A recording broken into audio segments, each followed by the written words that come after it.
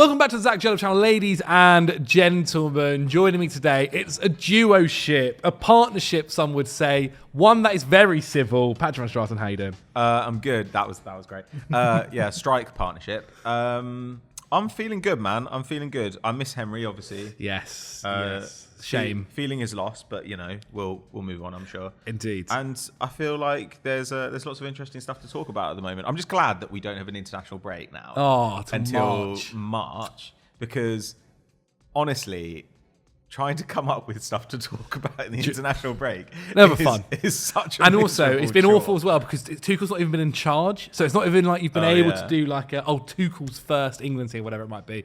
Yes, of course, no Henry this week. Well, not really, of course. We're shooting this on a Wednesday because I'm flying off to Singapore tomorrow, which should be good fun with Chelsea. You'll see me out there if you're a Chelsea fan or a fan of myself. I'm sure I'll put that on social media. But as you can see by the title this week, we're looking at a few different transfer possibilities, transfer situations. The title I think I'm going to be doing is what to do with the players that want to leave your club. And that's down to a few different things. It could be a contract. It could be them not getting minutes. But we'll go through that as we get on through the video. Obviously, Mohammed Salah came out this week after what game did they play? They beat whoever it was. They beat Southampton. Southampton, that was it. Yes, that 3-2 win in the end. Him scoring two of them as well. That goal for the touch around the keeper. I mean, I don't know what McCarthy is doing. It's a very funny goal. Very, very good from Mohammed Salah. We'll get on to maybe the Liverpool boys in just a little bit. I want to start off actually at Chelsea because generally most people are okay there. The one though who is not very happy at the moment, Christopher Nkunku, and you can probably understand why. He's brought in to be the main man, the superstar, £60 million as well to get him from RB Leipzig, and he's not really played. Some of that was down to being unfortunate with injury last season. I think if he wasn't injured, he'd definitely be in this squad. But Chelsea kind of, it's weird because Chelsea almost brought him in to be the main man, and in the end, within a year, have leapfrogged past him because they got used to playing with a Cole Palmer, who was then unbelievable, a Nicholas Jackson, who's obviously been fantastic. And in their front line, there isn't much room for a Christopher Nkunku. Well, I don't know. Like the thing about Nkunku is, or one of the benefits of him, is that he's so versatile that you should be able to find him minutes somewhere. But obviously, Chelsea have preferred to use a few different people instead. However, I still think there's going to come a point this season where Jackson's injured or out of form, or you just want to rest him ahead of like more important fixtures. And I still think that Nkunku is your best option to play up front in those situations. He's a guy who has really excelled in basically every aspect of forward play. Like in his early days at RB Leipzig, he profiled as an amazing presser and was hugely creative. Like he was creating like 3.5 chances a game, which people don't know that's like De Bruyne level. Like that's kind of like best in Europe level. He was doing that really unbelievable. Consistently. And then as time went on into his last season at Leipzig, he transitioned into much more of a conventional striker. You know, like was putting up over 3 shots a game when three shots is kind of like the threshold for like striker output. His expected goal numbers were still absolutely lethal. He's always been a good dribbler from wide, always had great intensity, and above average passer. So you were like, oh, this is a guy who you can put with pretty much any combination of attacking talent, and he should be able to make it work. So I think he's a useful person to keep around, especially because I've made this point elsewhere, but I think Chelsea have a problem that quite often happens when you take the best player from other teams, which is that the best player on a smaller team is normally the one guy who's allowed not to work hard defensively. And Jackson, I actually think, can be turned into a bit of a presser. But Palmer has shown kind of no willingness to do it so far. And you can kind of understand now that he's the main man at Chelsea that you're like, okay, well, he ggets to be the luxury player. Yeah.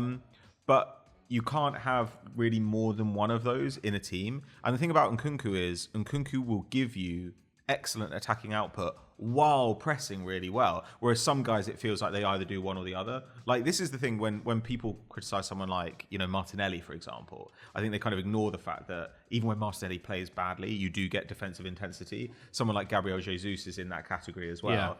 And I think United were hoping that, like, you know, Joshua Zirkzee would kind of do that too. So I think from that point of view, Chelsea are going to need to evolve the press as the season goes on. I haven't really seen much from Maresca so far. I haven't really seen any managerial special sauce yet. It feels like they're well set up. They're playing pretty well. The defense is still quite bad, and I don't think has really made any improvement. I think he makes good tweaks, though. But genuinely. But that's good. Like, I'm not saying he can't do Okay. it. I'm saying that in order for the defense to be better, Chelsea either need to play a deeper block, which they're not going to do because you can't really do that in the Premier League now. You just have to go out and try and win games. Or they're going to have to press more effectively from the front. And to me, Nkunku is one of the guys who would enable them to do that. However, if he's not playing, he's 27. It's perfectly reasonable that he wants to get out. He's at that age now where you can get one last big contract. And the Man United rumour that we've been hearing recently kind of makes a lot of sense to me. Under Ruben Amorim's system as well, it works a little bit better. Yeah, he's perfect because he can get shots of his own if you're playing him with creative guys behind who aren't especially like shot getting themselves. But if you play him with like Bruno and Garnacho, who are like the only two real shot monsters in the team, then Nkunku can play a facilitating role and I think help get the best out of them. Obviously, it depends on the cost because his injury record is horrible. Yeah. I think his wages would be big but not insane. I don't know. I don't really hate it. I think he would immediately improve them. And I think, look, from Chelsea's point of view, they spent 60 mil on him.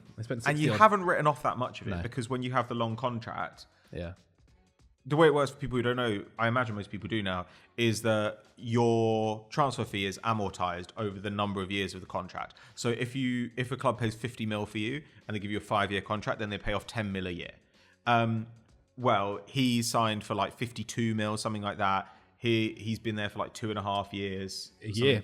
Been there a year. Okay, so I think when I looked into it, I think they were going to have like 29 mil left on that to pay off.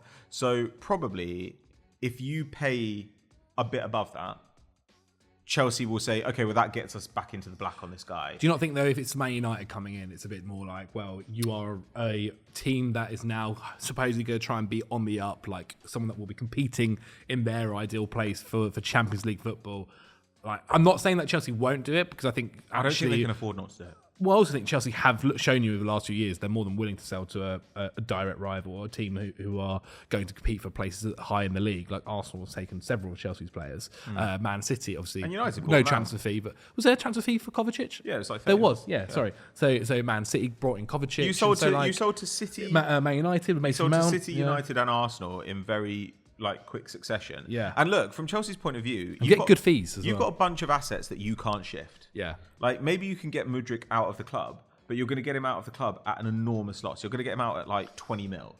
And given that you've still got something like 70 mil left on that contract, you just have to eat that if you get rid of him. There's no way around that unless you loan him out and he recovers some value, which I don't know if it will happen. So there are a bunch of players you can't shift. So from Chelsea's point of view, when somebody comes in and offers real money, as in like wipe off the entire fee, debt on that player money, for a guy who you're not using, I think it's silly not to take it. And also this idea of like strengthening a rival. Do you trust your talent evaluation or don't you? Because okay, say you're selling somebody who's like a wing back and you play a back four and you're selling them to a team who does use wing backs, then I guess you could argue, okay, well, we might be strengthening them even if we're not weakening ourselves. Yes. But I do think sometimes everyone's like, well, we wouldn't like strengthen a rival by doing that. And you think, but if you don't think this guy is very good, you shouldn't really care that much about sending him to Man United. If he's not good enough to get in the Chelsea team consistently, you should sort of be like, well, it's fine for United to have him then. Like, we don't really care. They're playing a guy who's not good enough for us. That's my attitude. In this case, I don't think that he isn't good enough for Chelsea. There's a way of getting in. But like I say, Chelsea, I don't think they wanted to sell Mount. I don't think in an ideal world they'd have sold Kovacic, but they were kind of like, these are players we can move for real fees, and in a way it's convenient for us. It allows us to continue our policy of like overhauling the squad. And I think the weird thing, like, so Chelsea against Leicester played almost like a three at the back with Cucurella kind of going left wing back, which meant João Felix played, who's another one that's there. Quite a bit, yeah. And Felix played, he started his first game, obviously, against Leicester. And it meant that Palmer was almost like the right attacking mid and Felix was the left attacking mid. And I was thinking, that'd be pretty good for Nkunku if he was playing in that position. But that kind of shows to me, I don't know, maybe he was thinking, in a team against Leicester, I want possibly someone that could carry the ball a little bit more. But it did make me think, wow, like Nkunku's must be thinking, God, I'm even below the new guy who joined the summer, who wasn't necessarily even that great last season. Because I actually think if you think of Nkunku's very limited appearances so far for Chelsea in the Premier League, he's actually been pretty good. Like there were times under Pochettino where he'd come on and he'd managed to find the back of the net. Bournemouth, he did very well to find the back of the net this season. And I think it's very hard to... It was like the same argument that we spoke about for Jorgensen in the Europa Conference League. It's very hard to judge a player who is doing well in a Conference League against opposition who, no disrespect, but are not the level of some of these teams they're coming up against in the Premier League. So yes, Nkunku's the top goal scorer in the Conference League, I think with like 10 or something like that. However, that is not, I think, for himself, that's obviously not satisfying him. There are He's other a Champions League player. Without a doubt. And I do wonder, like, if there's we'll get onto a couple of the Bayern Munich boys later, but there's the possibility that Sané's contract runs out as well. And I wonder if Bayern Munich think, well, maybe we could go in for him possibly and have a look there. There are a couple of clubs. There are definitely a couple of clubs that could do it. I don't know. Like, do you see this being a January move? Again, I think if somebody offers you real money, then yeah it should be. Like, I don't really see the problem with that. I'd definitely be willing to sell somebody in January. Like, probably as well because you can mark it up by like 1 or 2 million. Yeah, true, because it's Jan. Yeah. And again, from Chelsea's point of view, I really also feel this is such an underrated element of it, particularly among Chelsea fans who think that players should be like incredibly grateful to be playing for Chelsea. You've got a clubhouse full of guys who aren't playing and who are good enough to be playing, not just for Chelsea but at the top level. But you can't play all of them at once. And the longer those guys stick around grumbling, and I imagine Nkunku is grumbling given that we're hearing stories in the press from his agents. Do you not think he's the one that's probably the most... Like, I kind of think with Nkunku, I understand it. Like, I genuinely think, you know what, mate, you probably do deserve to be playing 100%. Other people, like, if there are others owning, and by the sounds of it, actually, everyone else is kind of appeased at the moment. Well, we don't really know. We don't really know. Yeah, from what we would know. Yeah, and sometimes the way it actually happens is you hear a rumour that X player is linked to Y place. Yes. And that's how they're actually showing their displeasure. But I'm not saying that it necessarily... Like, we don't really know what goes on in clubs except what clubs say. Yeah. You don't get access to the club unless they give it to you, which means that they can control quite a lot because when journalists go and look at clubs... They know that if they say anything truly negative about that club, they won't get access anymore. Yeah. So we never, ever get a realistic look at what happens behind the doors in clubs except what they want to show us. Yeah. Or it's like rumour and hearsay, or it's people who've left who are now telling. But when you've got people... I don't know, with Nkunku particularly, yeah, he's got a really good case. But, you know, Enzo has been benched quite a lot this season. Played very well against Leicester, which he started. I can't imagine he's happy about it. If I was a goalkeeper and I was bought for like 20 mil, I'd still be like, you spent 20 million euros on me. And I was the starting goalkeeper last year for a Spanish team. And a good Spanish team, like in a real league. And now I'm like your backup keeper to a guy who's not even like, you know, it's not like Alisson's ahead of him. Yeah. Like, so all those guys, I think, quite reasonably start to feel like, what am I doing here? And they will start to complain. And it would be good for Chelsea to shift a few of them before they start to complain, because they're a little bit lucky that they're not getting more grumbling from the likes of Enzo, Mudryk, certainly Nkunku, like Madueke even, you know, who's been in and out. Like Jorgensen. There are all these guys at the club who you think... You need to get these out before it turns toxic, because if you wait till it does, it's going to be much, much worse and harder to shift, because then people hear about those players, they don't like it. I think fan-wise, I think Nkunku's the one where most people kind of like, yeah, completely understandable. Like, I think if Mudryk start, they're kind of be like, well, you've not done anything yet properly. Yeah, he's crap. Another person I was going to mention was like, Ben Chilwell's situation. He needs to find somewhere by the looks of it, which is a shame, because obviously he's been so injury prone over the last few years. And if a club's looking for a left wing back, Manchester United, it'd be a big risk, to be honest. They've already got enough injury-prone fullbacks at that club. But yeah, it wouldn't shock me if maybe some sort of solution's found for him as well in January. He is fantastic if he's fit. He is. If I were... Especially for left wing-back as well. He really made that role his own under Thomas Tuchel. If you're in trouble, then and you need a left-back or a left wing-back, I don't know, he seems like a worthwhile risk to take. Like, it's and Man United? He's been injured enough that I think that you can write it into the contract. Like there are players like yeah, this where you yeah, can say, yeah. if he comes to our club and he gets injured after X number of games, we send him back to you. Or if at the end of the season he's played under, 800 minutes, whatever it might be, then we don't pay you a fee. Like something like that. Because from Chelsea's point of view, it's wages off the book and it's a guy out of the clubhouse. So True. That's worth doing. Chelsea's point of view, it's worth shifting any of these guys because you're not really taking a loss because the Mudryk money is like never coming back, for example. Like you're not actually losing that money. You've already lost that money. For sure. And to be fair, if someone like Chilwell, like he's done enough and played long enough, I guess, to have made it worth it. Yeah, definitely. Yeah, I won the Champions League with some of it's these not guys. it's not too bad. It's fine. I remember a couple of years ago there was rumours about City looking at him, and obviously nothing ever happened. Let's go abroad then quickly to Spain. I want to talk about Real Madrid and Endrick. The young boy who moved there this season, currently only played 125 minutes so far. Most of them have been bench appearances. He's played, I think he started one game, which was against Lille in the Champions League. To be fair, in those minutes, he did, yeah. But in those minutes, he has got 2 goals and 1 assist. One of them has won the Champions League. It was a fantastic strike into the bottom corner. It basically seems like this year, someone who suffered a lot last year by not getting minutes was Arda Güler. He's now starting to play a little bit more, but mainly in that right wing position. Much, though. Yeah, still and not. Yeah, with a move away of his own. Exactly. And then if not him, it's Valverde in that right wing position. They are. We've mentioned previously before about that left wing and striker issue of Mbappe and Vinny. They both have to play. There's no way they're going to be able to drop them. Vinny's injured.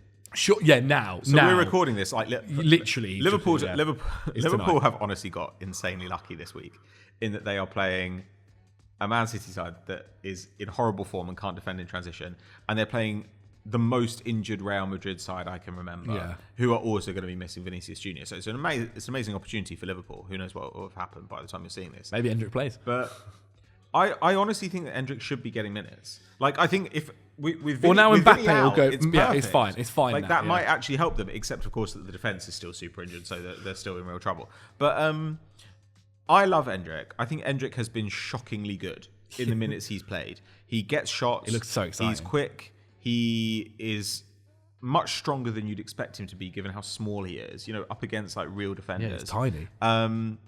He likes to shoot from range, but he's got an incredibly powerful shot with relatively little backlift on both feet, which is quite exciting. And he's the only centre forward in the squad. Yeah, and that is the thing. I think with Real Madrid, it was put to me that possibly part of this with Ancelotti has been, I've got to keep trying to make the Vinicius Mbappe thing work. And in long term, he does. Unless he's... as in, like, he has to make it work. Well, or they have to sell Vinicius. Yeah, which or one of them seems goes, more likely to me. Like, I just think at some point, I wouldn't be surprised to see that happen. Well, there's no way around it. You've got to either turn Mbappe into a striker, which he's never really shown an ability to do, or you've got to put Mbappe or Vinicius on the right, and you don't get the best of Vinicius, certainly, and probably not Mbappe on the right.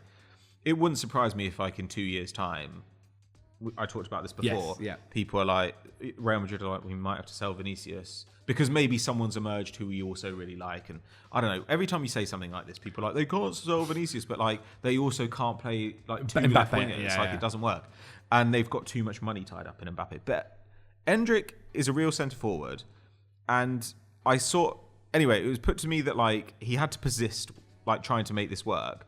But results have now got so bad and injuries are so bad that Ancelotti may now have a little bit more freedom to do whatever. Yeah. Especially because it's basically understood that he's going to leave at the end of the season. We all assume that Alonso is going to go there. The only way that I think Ancelotti doesn't leave at the end of the season is if Alonso says, I'm doing one more year, and he's not going to do that.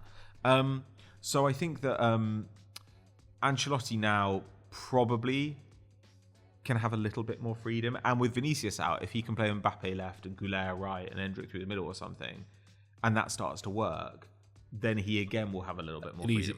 If Endrick isn't going to play, I just don't think Endrick can be loaned out. I think Endrick is too good. Did you see the rumours to Southampton? Yeah, but it's rubbish. Yeah. Like Endrick, if you can, it makes sense. How bad was Vinny's injury? He's out for about a month, I think. Okay, so he'll be back by January. I think so, but and also, of course, like January there's still Champions League games, but they'll have a bit of a break from La Liga because La Liga's been playing so many games. Like they're at like 14 matches right now or something. So there will be a little bit of a break there for them to try and recover some health, and obviously as well the window will come and they can try and rejig the squad a bit. But I think if you are a team who needs a striker, it makes sense to go and inquire about Endrick. I don't think it makes any sense for Real Madrid to let him go. He's shown too much, and you don't have another striker in the squad. Yeah. The only other thing you can do if you get rid of him is you're locked in to try and Mbappe at 9, where he's been bad, or you do the false 9 with Bellingham, which means probably Mbappe going to the right, which you might just say, I don't want to do that. And you're kind of like, yeah, we just paid you 150 mil to come here, and we're not going to run the risk of you being alienated from the team and like publicly disapproving of the way we're running things. Yeah, I mean, the person I was slightly worried about at the start of the season was Rodrigo, thinking about they're going to play Endrick, then maybe they might have to shift, Endrick to the right or Mbappe to the right or whoever it might be. And in the end, he's actually played quite a bit of football. He's now out through injury, like we mentioned this injury crisis that's happening. I think he's got he's got a hamstring issue. I do still wonder, once everyone's back and fit again, like once we're getting to like March, April time, will Rodrigo still be that starting right winger? But for now, things have worked out pretty well for him, and he's also been pretty good too. Like every time I always think about the future of Rodrigo and Real Madrid, he kind of shuts me up by proving that he should be the right winger, and he does a lot of the dirty work. He's a hard working player as well, and kind of needs to be especially for that Real Madrid team now. So he was someone that I was worried about before. However, could be worried about again in future, especially if, say, we're going to get onto the Liverpool boys next, but Liverpool were previously interested in Rodrigo. If, say, a certain Mohammed Salah does leave the club at Liverpool, I do wonder if they'll think to go kind of back in for someone like him. And I do wonder then if he could, because he could go from not necessarily like the bit part player, not at all. Like he is super important there. However, there are so many like bigger names ahead of him. Yeah. And he could go to that Liverpool side and almost be one of the star players for them week in, week out. So I do wonder for him. However, we won't go into full detail just because it doesn't look like for now he's that much of an issue. Let's get on then to the Three Musketeers, Liverpool Football Club. Sure. Mohammed Salah, Virgil van Dijk, Trent Alexander-Arnold, all of their contracts are ending at the end of this season. In literally 30 days' time, they can talk to other clubs and sign a pre-agreement with a club that isn't in England. That maybe goes more so for Trent than the others. I mean, to be fair, the others can do the exact same as well. But obviously, we've seen the links to Real Madrid. Real Madrid need a right back. Trent Alexander-Arnold is going to, as I said, in a month's time, hear all about the figures where Real Madrid go, oh yeah, instead of giving the club, Liverpool, 60 million, 80 million pounds that we could have given for you, we'll give that to you, or we'll give you the 40 mil or whatever it might be. I just think of these three, the way I see it happening, Trent leaves, I see Virgil staying, and I see Mohammed Salah staying as well. Question mark. It is question mark, but I do think eventually he'll stay. I think all of them could leave, and I think all of them could stay, though I'd be surprised if it happened. Van Dijk, I think, is kind of like the simplest one in that I think Liverpool can just extend his contract. I don't think he's going to ask for like 3 years with a pay bump or anything. You could probably give him a 2-year contract and he'll probably be okay with that. Trent, I think he probably should go, and both from a playing point of view and from a financial point of view, like his role this season, he's been playing as a much more conventional right back. Yeah, right? he has. And he has that. And I think Liverpool fans have kind of overrated his defensive contribution. He's been perfectly fine defensively, but it's a bit of a waste of Trent to play him like a more conventional right back. Like he is the best passing fullback in the world. He's the best passing fullback I've ever seen. Like he's absolutely incredible at doing it, and he's doing way less of it this season. Like his progressive passes down, his passes into the final thirds down, his passes into the penalty area down, chances created down, but defensive actions up, and his tackle success is up. Okay, that's good. That makes him. You could argue that makes him a bit more rounded, but he is never going to be like a lockdown defensive fullback. He's never going to be a run the whole flank type fullback because he's not that kind of athlete. So in a way, Liverpool have got a more replaceable role now. Like if he goes, they can get a right back who's like not as amazing as him at passing, and it will be less of a loss than it would have been, when you think about under Jurgen. When you think at like, kind of 18, 19 Liverpool where everything went through the fullbacks. If you took him out of that side, everything would have fallen apart. Now I think it'll be a downgrade in lots of ways, but it won't like destroy the team. And he's peak age. Like, I think it's fun for him to go to Real Madrid. I'm not sure he's like the perfect fit for them. No. But I do think he would fill one of their major... Well, firstly, he's a right back, so that is a problem zone for them. And they've really struggled without the passing of Toni Kroos from central midfield. And so you can get him to do that as well. You still have the problem of having a right winger, but that's another problem. Salah, I think, is the thorniest one of all of these. Because Mo Salah, I think, would be quite keen to stay. For the right amount of money. His contribution this season has been absolutely staggering. Pete Dorman and I were talking about him before the weekend, and he was at something like 1.3 goal involvements per 90 minutes. And then he got two at the weekend. So you're kind of like he was the first in Europe to hit 10 goals, 10 assists like this season in all competitions, and he did it in like 17 games. He's been absolutely flying. He is doing less of certain things than he used to. Less progressive running, like less dribbling. His dribble success rate is low. Like there are elements that are down, and I think that when you see a player still putting up elite numbers at this age, quite often I think it's easy to ignore the stuff that they've stopped doing and to say he hasn't declined at all.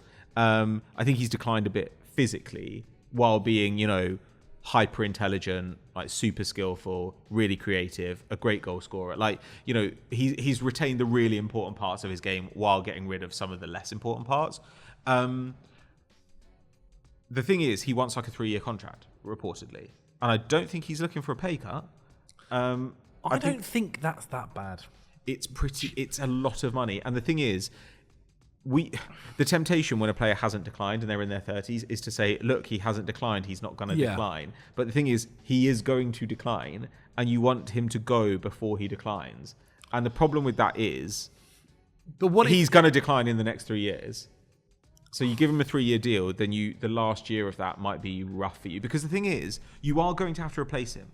If you sign him up for another 3 years, you do. It's not like you don't have to replace him. Yeah. You are still going to have to replace him. And his decline might be that he's just as good, but he gets injured all the time, which is kind of De Bruyne's decline. Yeah, sure. Like, or N'Golo Kante's decline.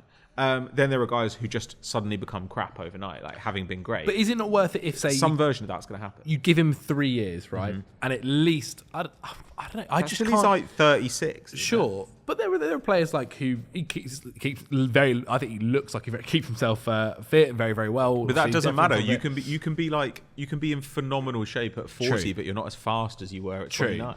But I don't know. I just think like even for like say half of that contract for a year and a half, he is still at it. I can. Part of me would argue that I think it could be worth it, because even if say the drop off is say 30% from what we're seeing now of Salah, that is still like 16, 17, 18 goals a season. Yeah, I think that's actually a reasonable way of looking at it. Like supposedly, people tend to cost up a Premier League goal as being worth like 2 mil or something. So then you're like, okay, that's like 32 to 36 mil a year. Like, I guess that overall like makes it worthwhile, depending on signing bonuses and all that kind of stuff. Look, if they want to do it, it's not like I think it's like the dumbest move on earth, but it would be quite un-Liverpool-y. Yeah. And I think it would probably depend on them looking at the market. So you might look at the market and say, okay, for us to keep Salah at like whatever it is, it's 350k a week or 400k a week, something like that. Like, I can't really do the maths off the top of my head. It's like 20 mil a year, something like that. So over 3 years, it's going to be 60 mil plus a signing bonus. And then at the end of it, we're going to have to sign someone else. And he's going to probably decline at some point during that. Okay, what's available on the market right now? And maybe you look at the market and like Real Madrid are like, you know what? We're going to let Rodrigo go for like 45 mil. Or we're going to let Arda Güler go for 50 mil. Or Mohammed Kudus, who's somebody I've talked about like for this role. I don't know, maybe somebody like that is out there on the right wing and you're like, actually cost-wise, that makes sense. Then maybe the calculus changes. That's how I think they'll approach it. Because like Michael Edwards is a smart guy. And Arne Slot doesn't have the power that Klopp has. Even if he wins the league, he's not immediately going to have the power that Klopp had. So Michael Edwards is still going to say, sorry, bro, but like I run the squad and we have decided that it's in your best interest for him to go. Because Slot arrived expecting to have more of a rebuilding process. Yeah. It also might depend on what happens with Trent and Van Dijk. I was going to say, if Trent agrees a Real Madrid move in January, which would be quite bad for Liverpool, I think it would be quite smart for Liverpool to say, we know you're going to go to Real Madrid, but just like, please don't publicly sign a pre-contract with him in January. Like we just because we're in the middle of a title race. Just keep it quiet. Real Madrid are not going to like turn their attention away from a world-class peak age right back in a position of need. You know, like becoming available in the summer. They're still going to want you. So like, just don't sign the pre-contract. Just keep it quiet. Like, but if something like Van Dijk signed a pre-contract or rejected a deal or something like this. And at the end of the season, they're like, we might lose all three of these guys. Then you might see them say, you know what? We've got to keep one. Actually, there is some value for the sake of continuity in just keeping Salah. Because if Trent and Salah go in the same window, that's so much attacking quality lost. We can't just lose our entire right flank. Unless by the end of the season, Conor Bradley has just like exploded and you think, you know what? We've actually got our next great right back. Well, I think he's definitely more closer to the one of like the traditional right back than Trent. He's been really good. Yeah, he has. He was interesting versus Southampton.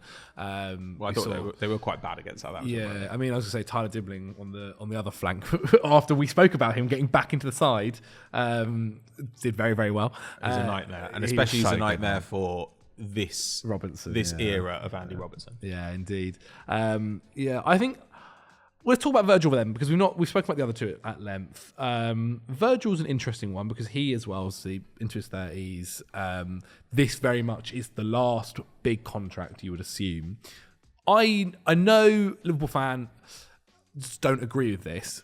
I still watch Liverpool defensively, and I still think there is something a bit suspect there. Even though I think Konaté's playing amazingly, even though I can think that Virgil van Dijk's been really good this season, I still look at it and I think there's something there that is a little bit more suspect. I don't know exactly what it is, but I completely agree.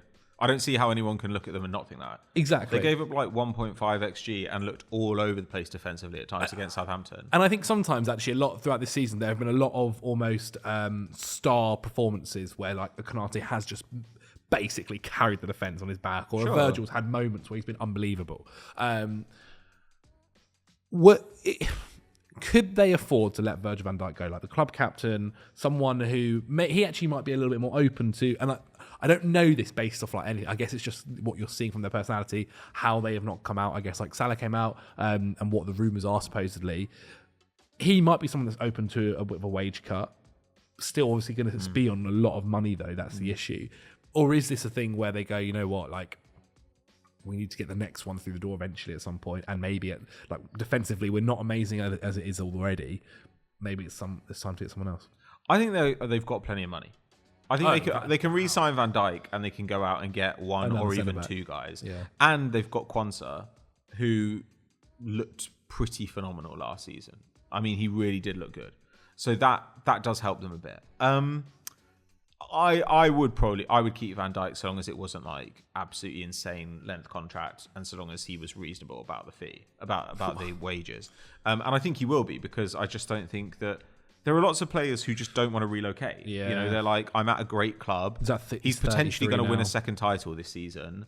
I'd rather stay here, and you know, maybe I could make a bit more in like Saudi, but I don't want to move to Saudi. I've got a house here. So I would keep Van Dijk. He's on 220. What they can't, that's fine. And what they can't allow it to do is stop them going and getting the next guy, because Van Dijk is going. It's happening.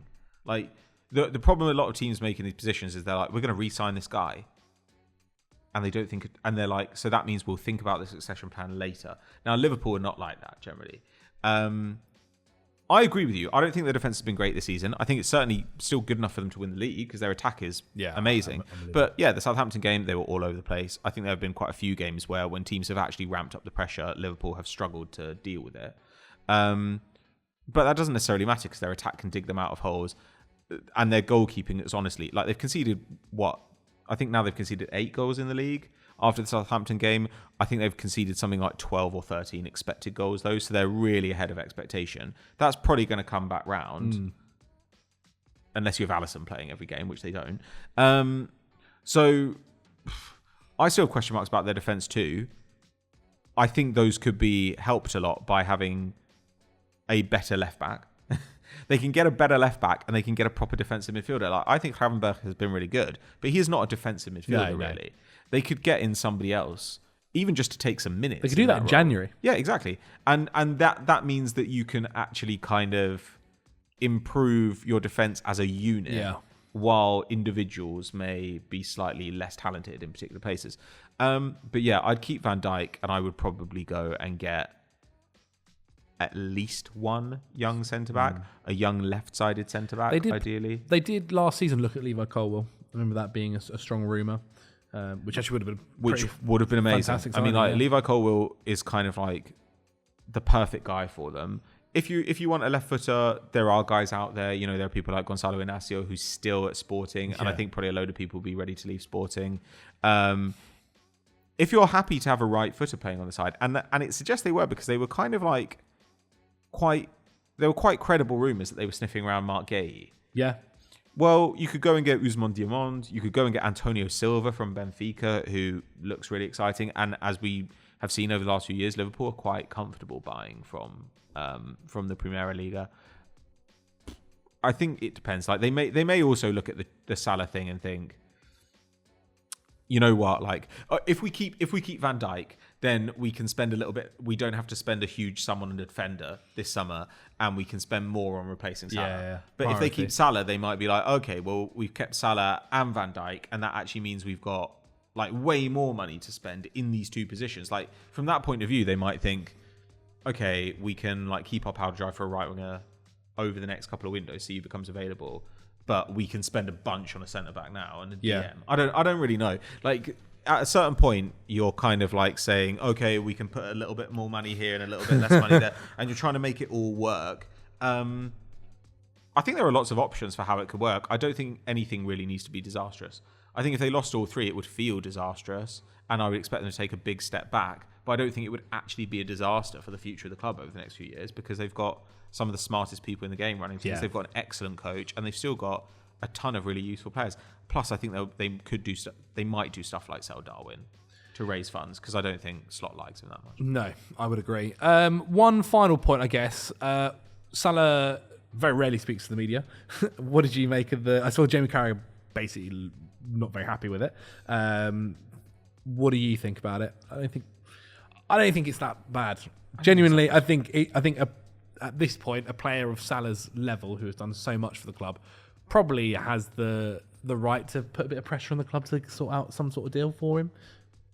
I don't really get this thing in football where everyone's like, players should just like basically protect the club at all times, even when clubs don't protect players. I don't know. I just think, like, my attitude is generally, if somebody asks you a question and you can give an honest answer, why wouldn't you? Yeah. Unless it really humiliates someone else. And in this situation, it doesn't humiliate anybody else. It's just the truth. If he's like, they haven't made me an offer, then he's perfectly entitled to say, they say, have you had a contract offer? It's like, no. Like, I don't really see the issue there. Somebody's asked a question and they've answered it honestly. He hasn't said like, yeah, I think the club have been like embarrassing. Yeah. Like, is he trying to put pressure on the club a little bit? Like, definitely. Yeah, of course he is. But do you not think clubs do the same thing?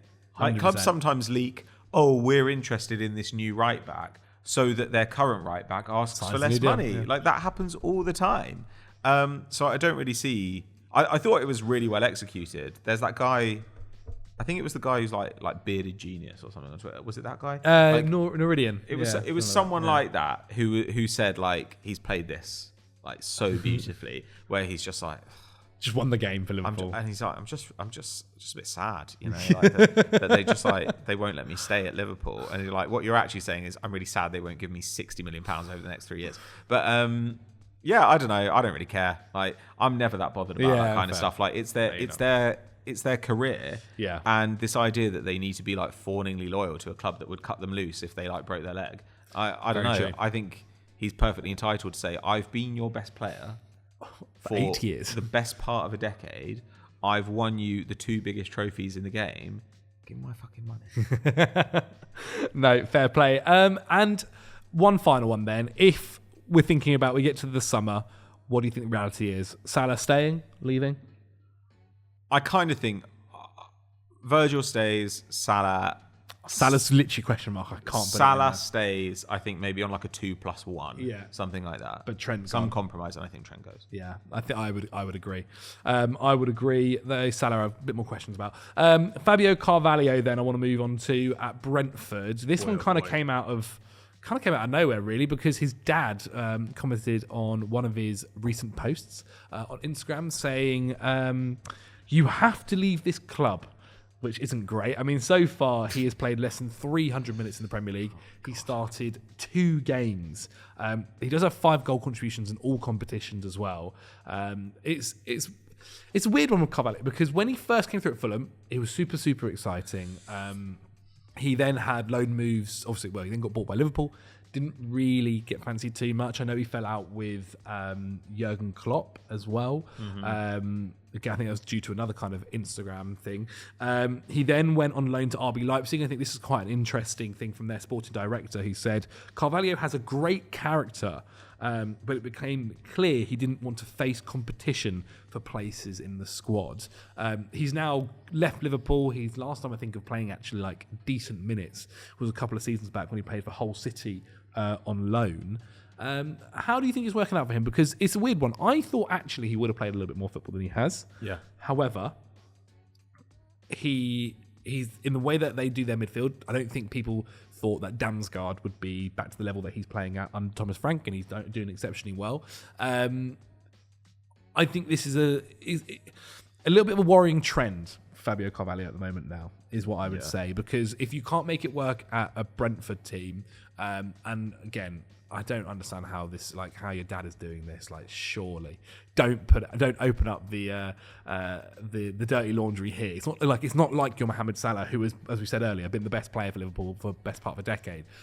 You've yet to really even start a senior career at the moment, and so it's not great to have this happening already. Because I think what's really interesting as well is that there is a good player here in Carvalho. We've seen it, and I think everywhere he's gone, everyone has seen it and thought. I remember his loan move to RB Leipzig, thinking this is the perfect loan move for him. He can develop over in the Bundesliga. We saw Emile Smith-Rowe have a good time when he went there for Arsenal. We've seen many players come from there to the Premier League. He was injured a lot, but I mean, everybody still says they benefit, right, from the coaching. 100%. 100%. But unfortunately, for Carvalho, it's just not working out. And again, if you can't make it work at a Brentford side, where are you going to make it work? Well, that's the thing. What is he angling for a move to? There's no.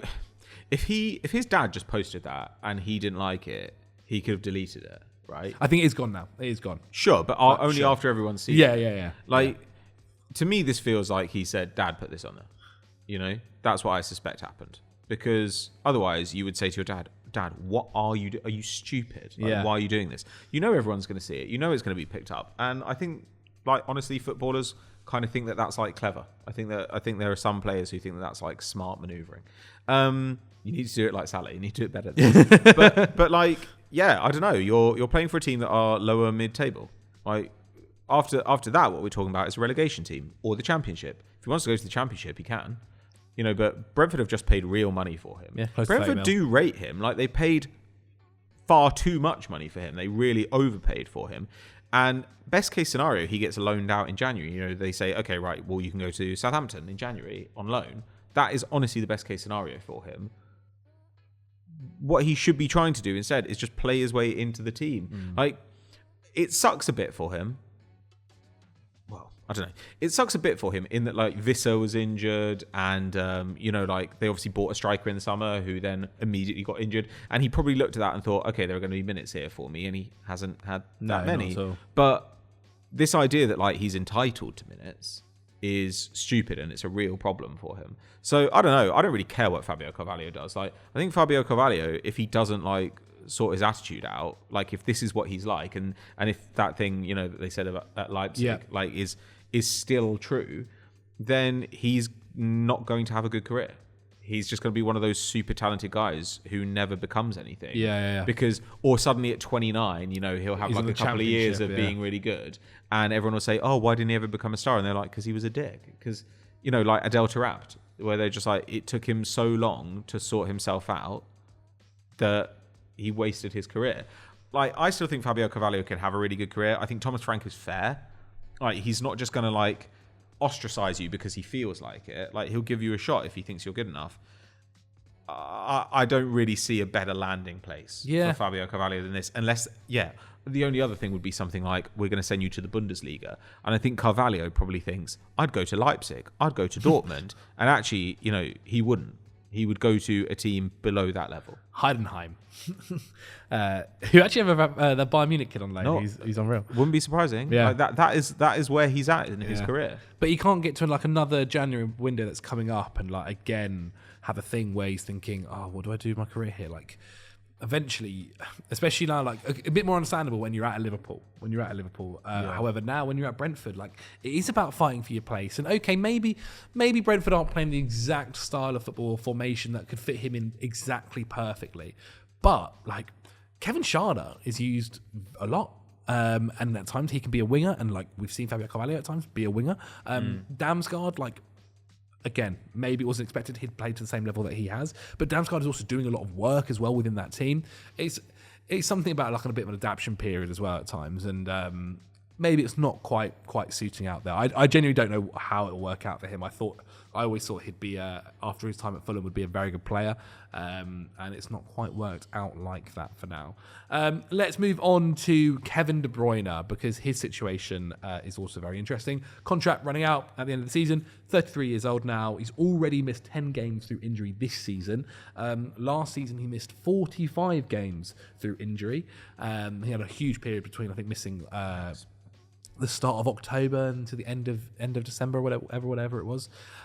He then got in a press conference really recently mentioned in their Champions League game before drawing to Feyenoord. I was going to say Fenerbahce then. Feyenoord. He mentioned that I think because of the whole Salah situation, everyone's asking these questions at the moment. He basically said, right now, we were speaking in the summer quite positively. I then had my injury. I didn't want to kind of continue the conversations, and that will hopefully pick them up again post-January or in January. It's a weird one now because Man City, it looks like they're not maybe going to have their March superiority complex where they go and win every game from there. Who knows? We'll see. But things are not so good at the moment. They're losing a lot of games. They haven't won a game in 6 now. They're facing Liverpool on the weekend. Kevin De Bruyne is back from injury. It'll be interesting to see whether he starts or not against Liverpool. But is this time for a rebuild? And this is one of the, if not the highest paid player in the league, where he is on a lot of money at Man City. Is this not time where, obviously, Pep signed this new deal and they think, look, De Bruyne for £500,000 a week is not giving us enough now, just due to injury. Like, if he was still fit every game and could put up 32 games a season in the Premier League alone, maybe it's still something to consider. But he's probably still going to want a lot of money. He's going to have people, again, in a month's time going, oh, if you come over to Saudi, like, we'll give you $500,000 a week, or, hey, we can use you over in the MLS, or whatever it might be. Sure. Like, maybe even clubs in Germany think, oh, look, we'll take a risk on you, whatever it might be. Might not be for $500K, but it'll still be for a decent amount of money, I assume. Is this time where Man City just think, okay, we've got to move on from Kevin De Bruyne now? And it's, like, not necessarily a negative thing, but it's just the smart thing. Probably, yeah. I mean, it depends what happens with their court case. Yep. If they get a transfer ban, they're going to have to keep him. Yeah. If they don't, my attitude would be, let's go crazy. And supposedly they want like Florian Wirtz. Yeah. They want a bunch of guys. Musiala was rumored at one point. Okay. If they get him out, I mean, that would be crazy. But like somebody like Florian Wirtz, somebody like Musiala, I think it makes sense to be trying to get that guy right now. De Bruyne, he's still been extremely useful when he played for them this season. I think he's going to be probably great every time he plays until the end of his career. Like, he's just too talented on the ball not to have an impact. But yeah, like you say, he's just not reliable enough. They're going to get to the end of the season having spent like £25 million on his contract, and in return, like, having got like a handful of games. Maybe they can still win a major trophy at the end of the season, but if they get to the end of the season and they haven't, then they're going to think we got literally nothing for that. So I don't know. I think yeah, if you get a transfer ban, then you probably keep him because you've got no choice. You probably have to keep everybody because you've got no choice, and just promote from the academy. But they need him right now. They do need, like, as much as people have been criticizing Foden, and De Bruyne's been out. They need one of those guys because they're just not getting those shots from the top of the box. They really aren't. Like the team has become extremely kind of like single-minded about getting the ball to Haaland. And, that works a lot of the time, but what do you give up in order to do it? Like, are there places where actually you'd quite like to have a winger shooting? But instead, what you do is you recycle possession and another 10 minutes goes, and then you get a shot from Haaland. Well, that's great. You've got a shot from Haaland, but in those 10 minutes, you might have had 3 or 4 shots from other sources if you've been more willing to like play differently. So I still think De Bruyne can be like quite important for them this season. They could still win the Champions League. They could still win the league. Like, it's possible. It's less likely. It's possible. We'll see after the game this weekend. I don't think it's going to happen, but it is possible. I don't know. Like, the money, and with the contract running out, like if he had another year on the contract, you wouldn't really care. You'd be like, he definitely goes after that. I think when his contract's running out and he just can't stay fit, I think you've got to say like goodbye now, because it's not like, even if he came into this side right now and was fit and played every game for them, he would make them a lot better in attack. But the attack hasn't been like... Yeah, true. The defence is half the issue. But the defence would still be a problem, So he's not like just a guy who's going to solve all your problems. In that sense, he is now a luxury. Yeah. Like a guy who plays this little and doesn't solve all your problems and costs an arm and a leg is a luxury. And City might be entering a period where they can't actually afford luxuries because they've slowly and quietly got quite old. Like, the attack still has a bunch of young guys in it, but Grealish is 30, 29, 30 now. De Bruyne is obviously over 30. A bunch of these guys have gone. Like, Rodri will be like knocking on the door of 30 when he comes back. There's quite old. Edison's way into his 30s. Like, Walker has like really dropped off physically this season, and I don't even know how you set about replacing that guy. Like, there are a bunch of these positions which are, if not problems now, which will be problems soon.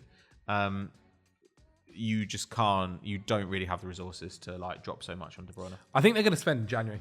I think they're going to have to spend a fortune in January. Yeah, I think they need like 3 guys. Yeah, minimum, and then in the summer, if they don't have this transfer ban, because that's the thing as well that they might have to do is remember when Chelsea got their transfer ban, they spent in the January before it with the possibility, and that's when they signed like Pulisic to join in the summer, Kovacic to join in the summer. Yeah. Even though he was on loan as well at that time, like we might see City do a few of those kind of deals as well, just in case, because that squad needs to get younger as well. It is aging terribly. So Kevin De Bruyne, he will, I think, be leaving Man City at the end of the season. Yeah. Though again, it just wouldn't shock me if they'd end up being like, 1 year extension. He should go to Inter. Do you not think De Bruyne trying to get Inter trying to get De Bruyne? I don't know if they can even give him an amount of money that he would take seriously. But like, I could totally see him going there, and they're like, okay, we'll just like sell Çalhanoğlu or something because Real Madrid supposedly were interested. But Çalhanoğlu, Mkhitaryan, they've had playing central midfield. Yeah, I could totally imagine like they get him to Italy, they give him like some special bolognese, and everything's fine, and he's just like amazing for them. Like, plays football in the cast. That just that's what would have happened 5 years ago. I don't really want him to go to Saudi. I don't really want anyone to go to Saudi. Yeah, except Thomas Partey. I want to go to Saudi, but. Well, okay, over to Bayern Munich. A couple of contract situations there are very interesting. Kimmich, Sane and Alphonso Davies are about to enter their final few months at Bayern. Davies is a really interesting one because he's been mentioned kind of linked to Real Madrid. He's been actually linked to Man United as well. And Ruben Amorim's been there. Again, these players can all talk to different clubs, so they could talk to Premier League clubs if they want to. Kimmich was someone who was rumoured to go to Man City at one point as well. Was that last summer or the summer before? Either or. Yeah. Sane is definitely a useful outlet for someone. I even thought about like, not to again take an old Man City player to Arsenal, but as someone that could be like I don't think the starting winger for Arsenal, but a good guy to have on the bench. Sane, I think, could be really good. It'd just be a lot of money. It would for him to accept that kind of role, and you say, right, well, you are also going to play on the left a bit, but I don't know. It's really hard to sell to an elite player. you're coming and you're not going to start over Saka. Like Arsenal do need to find a way to rest Saka going forward and to rest Odegaard. But God, yeah. And if they got Sané and it was like a reasonable length contract, like that would obviously be great. But I just think that's a really hard sell. Davies obviously should run his contract down and go to Real Madrid, and I assume that's what's going to happen. I think that's what's going to happen. I think he'd be, they need a left back. He'd be interesting there. The other thing that'd be interesting though is playing him as a right winger, which is where he played like as a kid, and it's where he's played for Canada a lot. Like he's a left-footed, super difficult to deal with, like amazingly athletic, attacking player. If you give him the freedom to do that. And I just think, I'm not sure I particularly like the idea of a Trent Davies combination of fullbacks.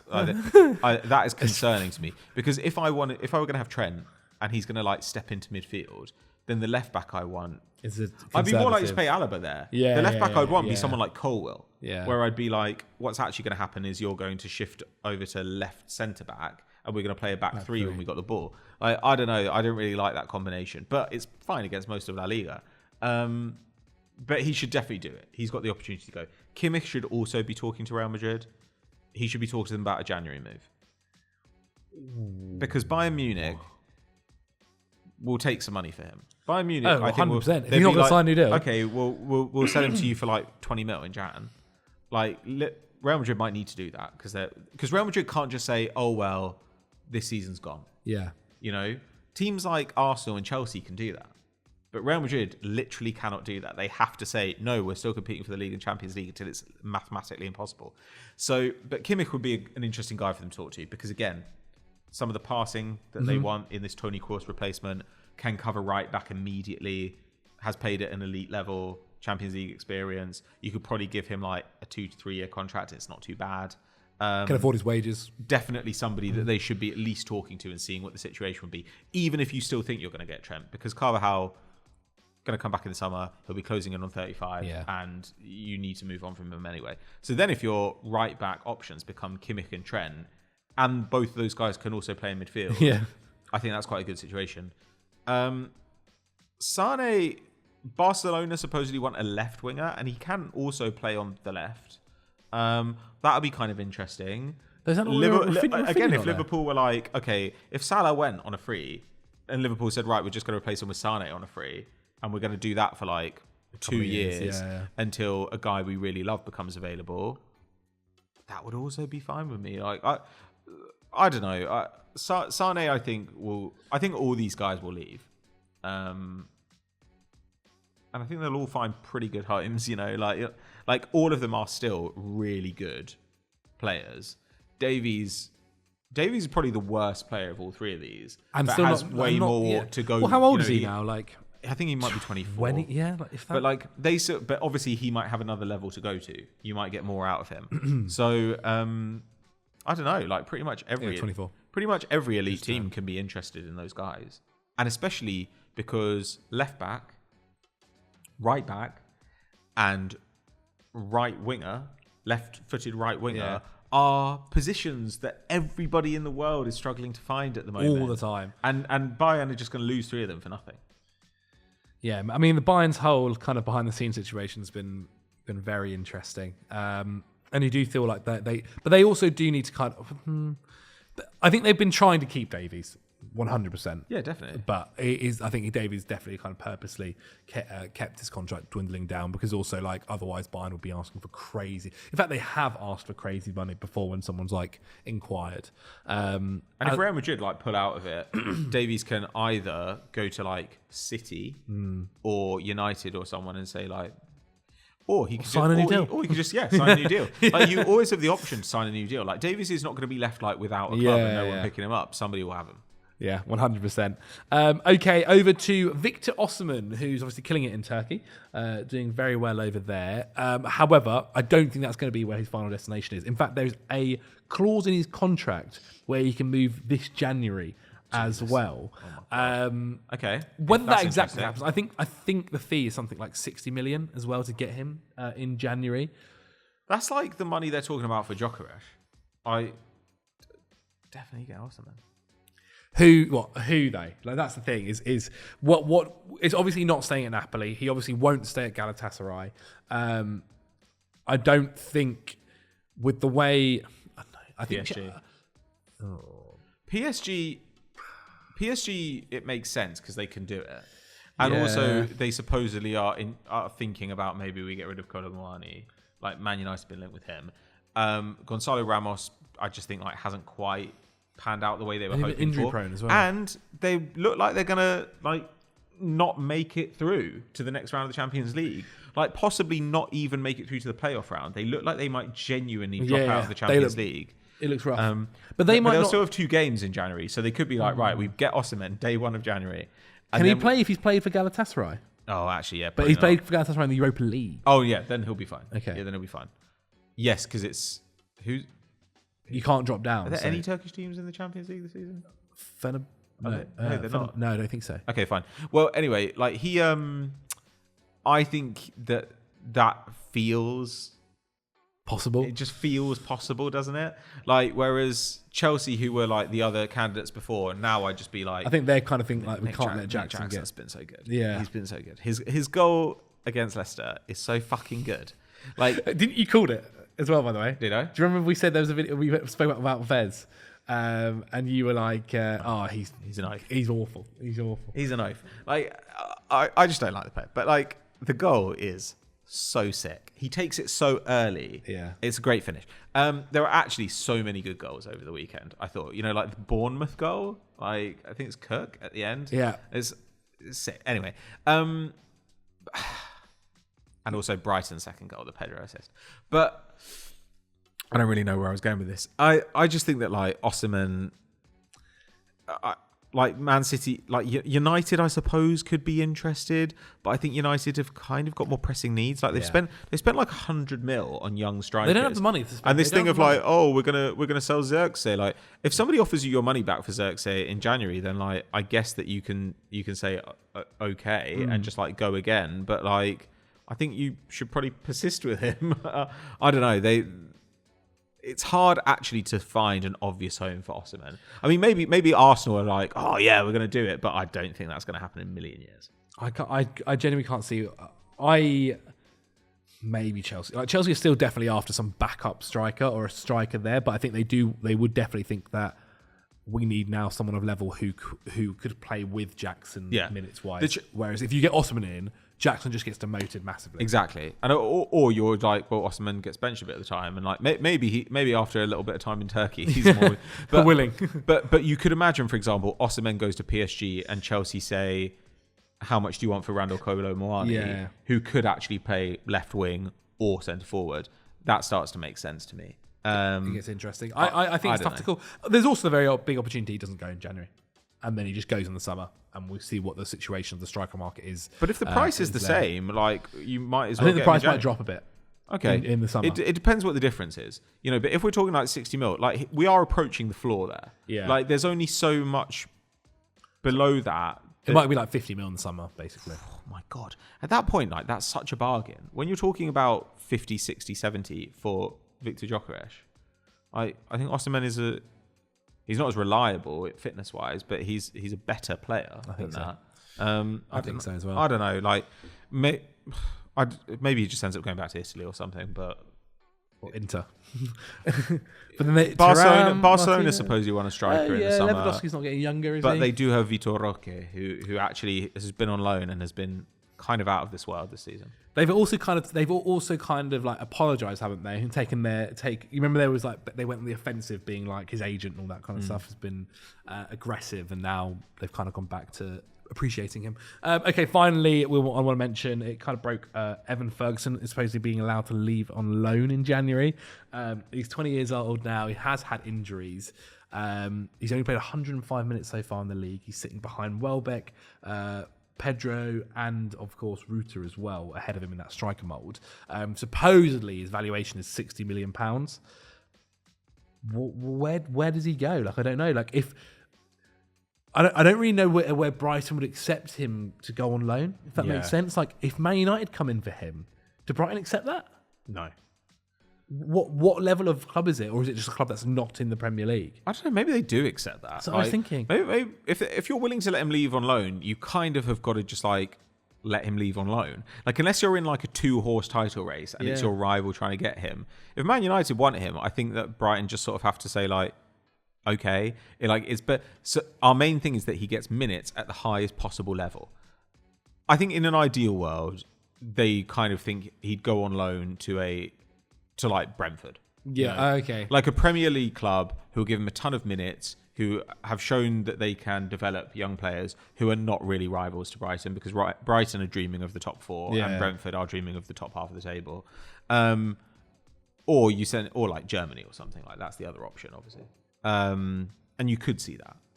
You could see Dortmund or something. Yes, you could see a club like that being interested. I don't know, man. Like, if it feels like quite a strange. Like, he does need to just play his way back into form. And if they're like, no, we're going to roll with Welbeck and we bought Ruta. We mentioned this. Like, we've mentioned before about how many players they've got there that they can sell for money. And actually, I guess to a degree, that is also going to be a slight issue when you can't play all of them. It is. Like, this is someone who, if he carried on the same trajectory that he did when he first came through, like, that 60 million could have been closer to 100. I think that's what it felt like the rumor was going to be. Supposedly in the article, it was that he was injured during their pre-season, and so he didn't train with the squad, or he missed a lot of that pre-season, and so he didn't quite like form the connection with Hurstler, supposedly, that other players have, or been able to impress him as much because he didn't have the time to do it. But I think from what we've seen from Evan Ferguson is like, this guy is a physically strong forward who's good at shot taking with both feet, good in the air. Like, he's still going to continue growing and can definitely get bigger as well. It does feel like these kind of strikers are the new, coming back into fashion, the kind of old school number 9. Yeah. And he's got every asset to his game. I do just wonder, like, but whatever happens, he needs to be playing football. And I actually think that's just not going to be happening right now at Brighton, because all the others are just doing exceptionally well. And like, as you mentioned, you take Welbeck out the side, in comes Pedro, and he's been incredible. And like, he's someone that could end up costing a lot of money in the summer. Okay, Ruta's there, or they're both playing at the same time, and Ferguson's on the bench. Like, whatever happens, it feels like Ferguson's on the bench. And so I don't know. Maybe there is a Manchester United loan move. It would be funny. Like, it would be funny if, like, you know, Arsenal or United or someone, or like Spurs. You know, they were like, well, we've basically got one centre forward. Like if a team like that said, yeah, we'll take him. I think that'd be really funny.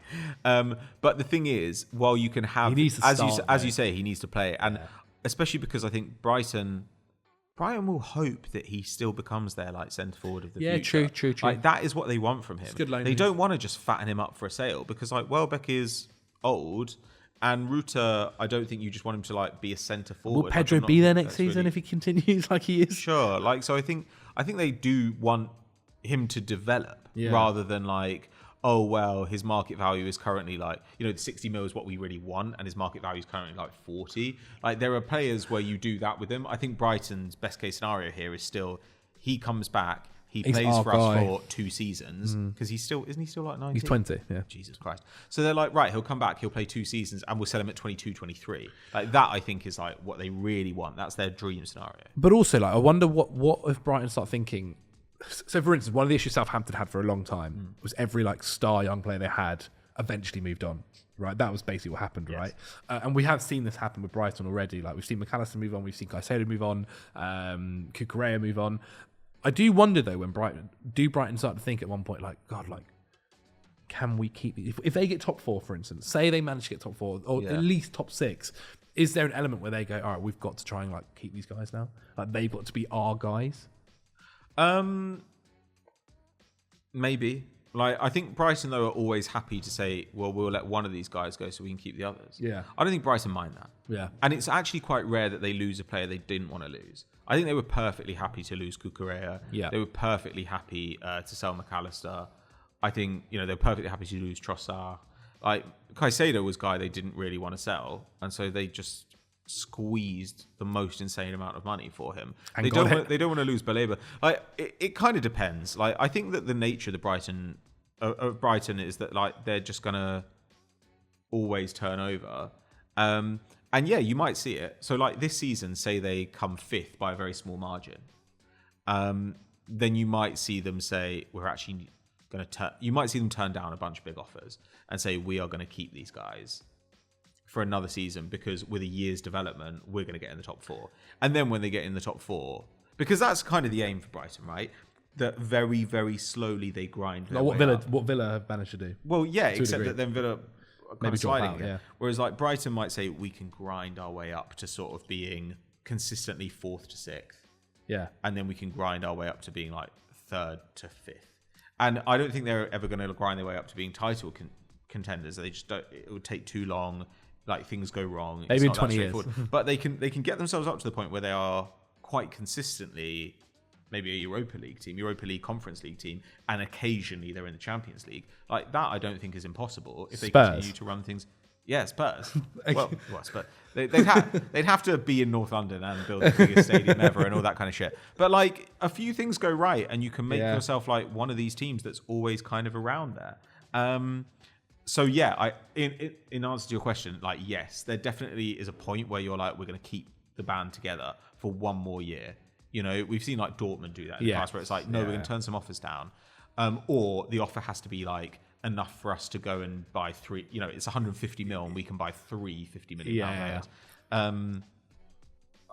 We're not at that point yet, but if they ended up really close to the top 4 this season, I think the smart thing to do for them would be to maybe say, okay, we're either going to sell somebody who everybody loves but we don't care that much about, like Evan Ferguson, sure, or but I don't think they should do that, or we're just going to sell absolutely nobody and we do one more year. Interesting. One more year. Well, we'll see then, guys. Please, I hope you guys have enjoyed this video. If you have, let us know in the comments below. Like the video as well. Where do you think the destinations of some of these players should be? What do you think will happen with some of their contract situations as well? Let us know in the comments below. Patrick Van Straten, thank you so much for joining me in this duo ship. Where can people at home check out your stuff? You can find me at the Transfer Flow. That's available on your favorite podcast app, and it's available on YouTube as well. You can find me at Unseen Incidents with Patrick and Pete. Again, that is a podcast. You can subscribe at patreon.com/PatrickVS, which gives you access to extra episodes. But that's kind of like a more casual one. Transfer Flow, I'd say, is a more analytical one. And this is just vibes. Pure vibes. Yeah. Why would it be vibes? I wonder why. I hope you guys enjoyed. Subscribe, like the video. See you next week. Bye.